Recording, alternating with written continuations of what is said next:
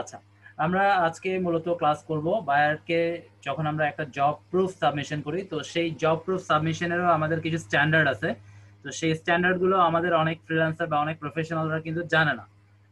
তো আমরা মূলত আজকে সেটা নিয়ে আলোচনা করবো যেন আমাদের স্টুডেন্টরা একদম প্রফেশনাল ভাবে প্রুফ সাবমিশন করতে পারে, প্লাস সেই প্রফেশনাল প্রুফ সাবমিশনের মধ্যে বায়ারকে যেন সে মানে মোটামুটি বুঝাতে পারে যে আমার একটা রিভিউ তার জন্য দরকার, কারণ আমি তো তোমার জন্য ভালো করে কাজ করছি। তো এগুলো আমরা কিভাবে করতে হয়, প্লাস একটা সুন্দর স্প্রেডশিটের মধ্যে আমরা কিভাবে কাস্টমাইজেশন করে প্রুফ রেডি করব, ঠিক আছে।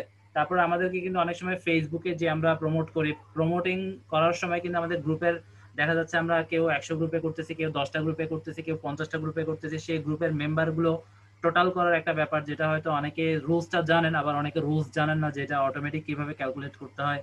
আবার অনেক সময় অনেক গ্রুপের নাম ডুপ্লিকেট হয়ে যায়। তো এইসব ব্যাপারগুলো আমরা আজকে মোটামুটি এই ক্লাসটার মধ্যে শিখবো। তো আমরা আর কথা না বলে মূল ক্লাসটার দিকে চলে যাচ্ছি। আজকে হচ্ছে আমাদের 9 নম্বর টপিকের স্পেশাল সেশন ক্লাস। সেটা হচ্ছে স্পেশাল সেশন বলতে আমাদের স্প্রেডশিটের খুব প্রফেশনাল প্রুফ কিভাবে আমরা তৈরি করব সেটা নিয়ে।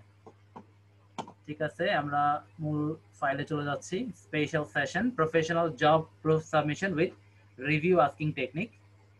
আচ্ছা, আমরা যখন কোনো জব কমপ্লিট করব, কোনো বায়ার তো আমাকে হায়ার করবে একটা সুন্দর কাজের জন্য। তো আমরা যখন কাজটা ভালোভাবে করছি, ঠিক আছে, কিন্তু কাজটা ডেলিভারির সময় অনেকেই আমরা দেখি যে just, hi sir, I just completed your task, here is the link. তো এটা আসলে একদমই প্রফেশনাল না, ঠিক আছে। আমরা অবশ্যই একদম প্রফেশনাল ভাবে শিখবো, যেন আমার রিপ্লাই দেখে তার সাইকোলজিক্যাল একটা মোটামুটি হিট হয়, বা বুঝতে পারে যে রিপোর্টিং সিস্টেমটা দেখে না ও তো আসলে শিখছে।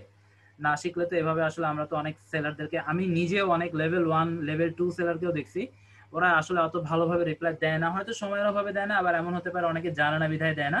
তো যাই হোক, আমরা জানি না বিধায় সেটা তো অবশ্যই বলবো না, আর অবশ্যই এই ক্ষেত্রে সময় আমাদেরকে দিতে হবে।